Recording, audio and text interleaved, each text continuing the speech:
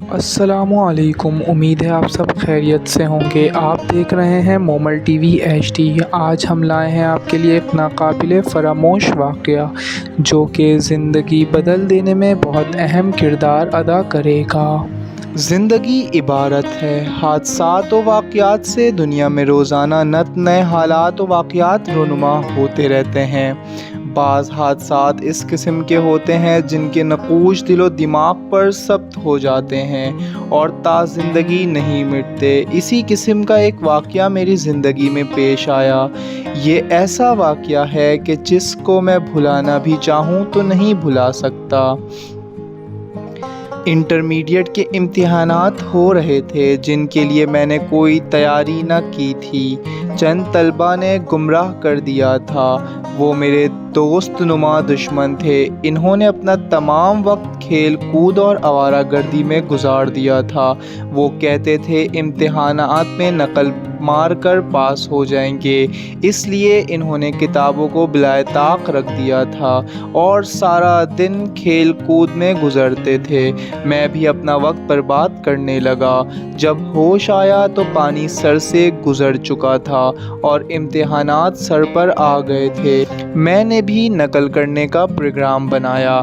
امتحانات کے سپرنٹنڈنٹ ایک مقامی کالج کے پروفیسر تھے۔ انہوں نے پہلے دن ہی تمام طلباء سے کہا تھا کہ نقل کرنا ناجائز ذرائع اختیار کرنا بددیانتی ہے اور اسلام اس کی اجازت نہیں دیتا، لیکن ہمارے دلوں پر مہر لگ چکی تھی۔ ہم نے سنی انسنی کر دی۔ پہلے پرچے میں ہم نے خوب نقل کی، دوسرے دن بھی یہی حال رہا۔ ہمارے ساتھ ایک طالب علم امتحان دے رہا تھا۔ وہ غریب والدین کا بیٹا تھا۔ جماعت میں اس کی تعلیمی حالت بھی اچھی نہ تھی۔ اس کی وجہ یہ تھی کہ وہ اپنے والد کے ساتھ محنت مزدوری کرتا تھا، اس لیے اسے پڑھنے کا وقت نہ ملتا تھا۔ اسے پڑھنے کا بہت شوق تھا۔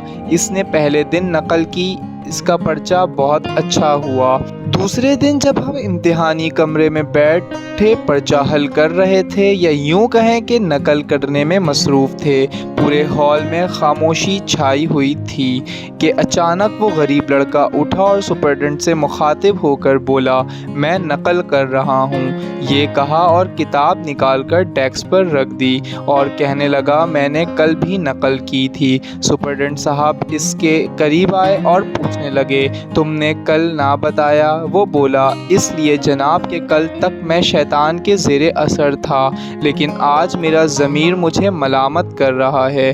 نقل کرنا برا کام اور چوری ہے۔ اس کے گھریلو حالات کا ہم سب کو علم تھا۔ جب اس نے کھلے عام اپنے جرم کا اعتراف کیا تو ہم سب پر بجلی گری۔ ہم اپنے دل میں ندامت محسوس کرنے لگے۔ ہمیں اپنے فعل سے نفرت ہو گئی۔ جو کام سپرنٹنڈنٹ کی نصیحتیں اور سزا کا خوف بھی نہ کر سکا تھا، وہ کام اس لڑکے کے اعتراف جرم نے کر دیا۔ ہم سب نقل کر رہے تھے، اٹھ گئے اور ایک زبان ہو کر بولے، ہم نقل کر رہے ہیں، یہ کہا اور کتابیں، گائیڈیں اور نوٹس نکال کر میز پر رکھ دیں۔ سپرنٹنڈنٹ اور ان کے معاونین نے وہ کتابیں اٹھا کر ایک طرف رکھ دیں اور ہم سب سے مخاطب ہو کر بولے کہ اس لڑکے کی دیانتداری نے آپ لوگوں کو دیانتداری کا سبق دیا ہے۔ امید ہے آپ اسے زندگی بھر فراموش نہیں کریں گے۔ میں آپ کو سزا دے کر گناہ اپنے سر نہیں لینا چاہتا۔ سزا دینے سے معاف کرنا بہتر ہے۔ اس دن سے لے کر آج تک میں اس واقعے کو نہیں بھول سکا اور نہ ہی تک قیامت بھولنا چاہتا ہوں۔ میں اس لڑکے کا بہت احسان مند ہوں جس نے مجھے ایک غلط راہ پر چلنے سے بچایا۔ یہ واقعہ میری زندگی کا سب سے اہم واقعہ ہے جس کی وجہ سے میں دیانتداری کو اپنا شعار بنا چکا ہوں۔